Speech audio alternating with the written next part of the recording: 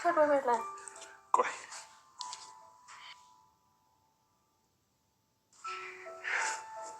አውግልጭ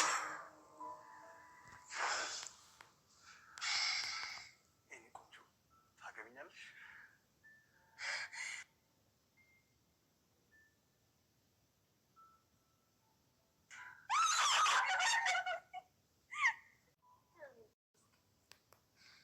ዛሬ እኮ ቤት ሳትመጣ ዋልክ። ያቺ ማለት ስትከሰኝና ስትበጠብጠኝ ነው አለችው። ቆይ እሷ ሴትዮ መቼ ነው የምትታወቅ? በቅርቡ ልኳን አሳያታለሁ። ከአይምሯ እንድትረሳኝ ነው የማደርገው። አይደለም እሷ ሁሉም እንዲረሱ ነው የማደርገው። አዎ ክፉ ሰዎችን በጭካኔ ከህይወት አስወጣቸው። ክፉ ሰዎችን በመሸሽና በማሸነፍ ነው እንጂ በማባበል አይሆንም። ምክንያቱም መቼም ቢሆን ክፉ ሰዎች አይቀየሩም።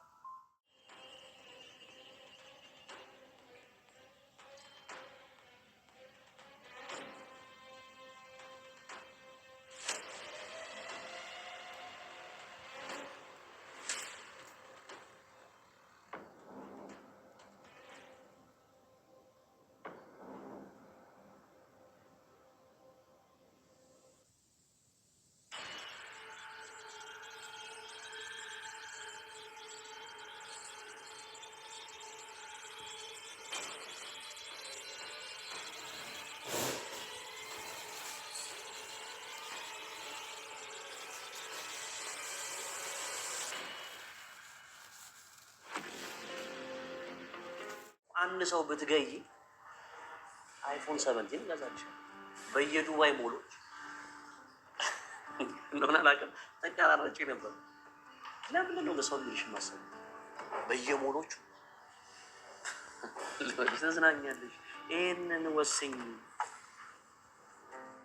ስሜት ህልም ነበር እያዩ ነበር።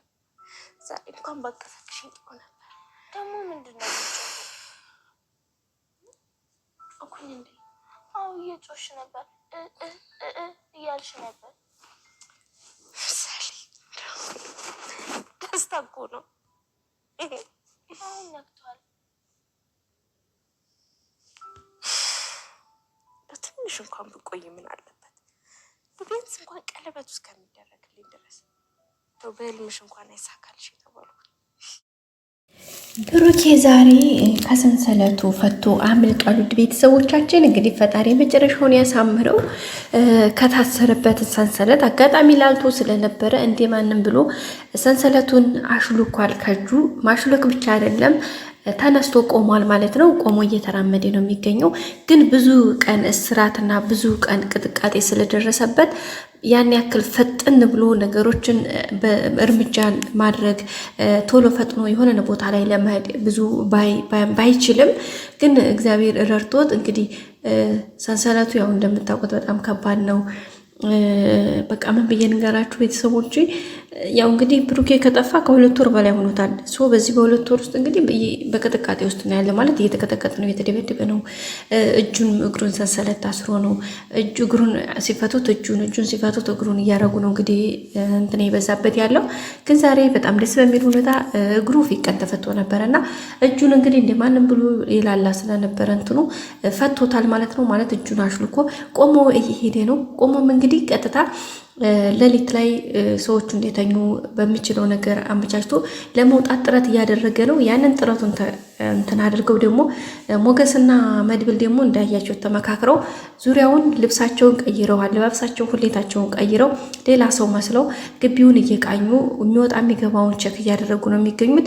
እንግዲህ እነሱ በዛ በዙሪያው እየተዟዟሩ ሳለ በእርግጠኝነት ብሩክ እንግዲህ ወደ በሩ እንደሚመጣላቸውና አይን ኮንታክት እንደሚገናኙ ወይም በአይን እይታ ውስጥ እንግዲህ እንደሚገናኙ እነሱ አግዘውት እንግዲህ እሱም ደግሞ ያለውን አቅሙን ተጠቅሞ እነዛኞቹም ሰዎች ሳያዩት ሳይነቁበት እንደሚወጣና እነሱም ፈጣሪ ረድቷቸው እንግዲህ ከወንድማቸው ጋር እንደሚገናኙ ተስፋ እናደርጋለን። ውድ ቤተሰቦቻችን እንግዲህ ያው በዛሬው ቪዲዮ መጀመሪያ ላይ ደስ ብሎን ነበር። እንግዲህ በእርግጠኝነት የሁላችንም ነው ብዬ ተስፋ አደርጋለሁኝ።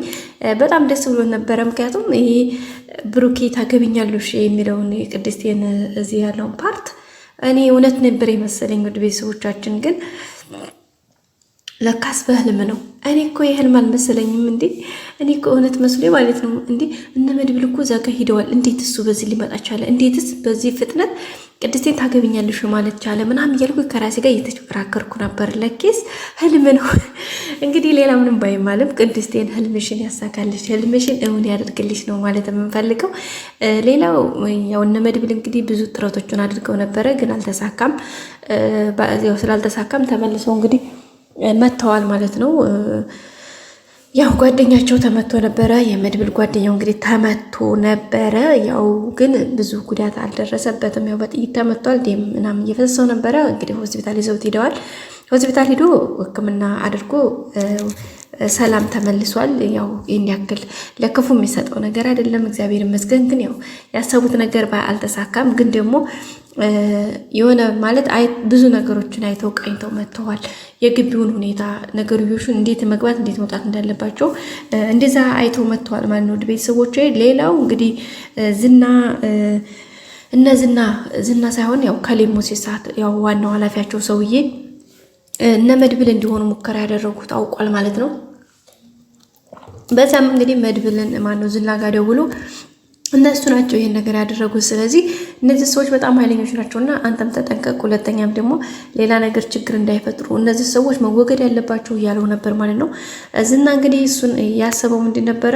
እነሱን ትቶ እንትና እንዲወገድ ነበር የፈለገው ማለት ነው። ብሩክ ለምን ይሄ ሰውዬ ለምን እርምጃ አይወሰድበትም? ምክንያቱም ነገርዮሹ ሲውል ሲያድር ሌላ አደጋ አለው ምናምን ብሎት ነበረ።